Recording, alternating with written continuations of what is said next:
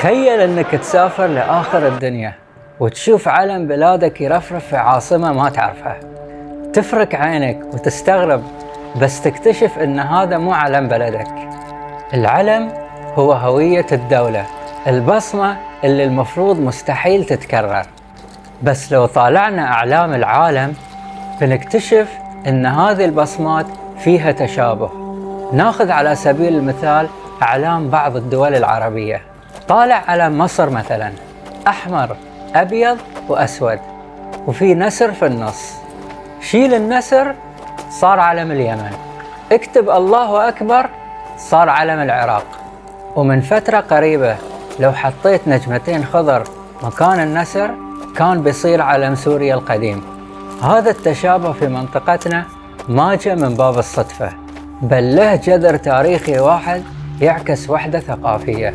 الأسود يرمز للعباسيين، والأبيض يرمز للأمويين، والأخضر يرمز للفاطميين، والأحمر للهاشميين. يعني التشابه هنا تشابه مقصود. بس لو طالعت كمية الأعلام المتشابهة بتنصدم من كمية النسخ واللصق بين دول ما تعرف بعضها أساساً. تخيل في أولمبياد 1936 هايتي وليختنشتاين يمشون في حفل الافتتاح ويكتشفون أن علمهم نسخة طبق الأصل، أزرق فوق وأحمر تحت. موقف محرج، واضطرت ليختنشتاين بعدها أن ترجع السالفة وتحط تاج ذهبي صغير علشان الناس تقدر تفرق. وهذه مو الحالة الوحيدة. روح أوقيانوسيا، أستراليا ونيوزيلندا، نفس الزاوية البريطانية ونفس النجوم وخلفية زرقاء بالكامل، لدرجة أن رئيس وزراء نيوزيلندا طلع بتصريح في يوم واحد يتهم أستراليا أنهم سرقوا تصميمهم. طالع أفريقيا، مالي وغينيا، أخضر أصفر وأحمر. الفرق الوحيد أنهم عكسوا الألوان، كأنهم متفقين في الامتحان أن يغيرون الإجابة عشان المدرس ما يصيدهم.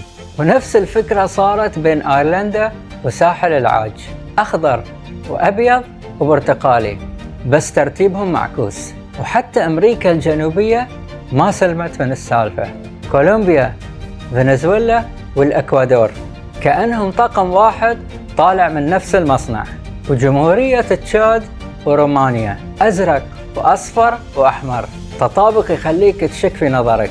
واندونيسيا وموناكو وبولندا كلهم يلعبون في ساحة الأحمر والأبيض. في علم كامل يدرس هالظاهرة اسمه فيكسولوجي. هالعلم يقول إن تصميم الأعلام محكوم بقواعد صارمة، ألوان أساسية محدودة عشان تبين من بعيد. ولأن العالم فيه أكثر من 190 دولة، فمن الطبيعي جدا أن الألوان تتقاطع وتصير صدفة بصرية غريبة. والجميل في الموضوع أن رغم تشابه القماش، كل دولة تشوف في علمها قصة مختلفة. الناس ترتبط بالألوان مو لأنها حصرية وما في منها نسخ، ترتبط فيها لأن تذكرها بالأرض وبالمنجزات وبالمواقف اللي عاشوها تحت هذه الألوان.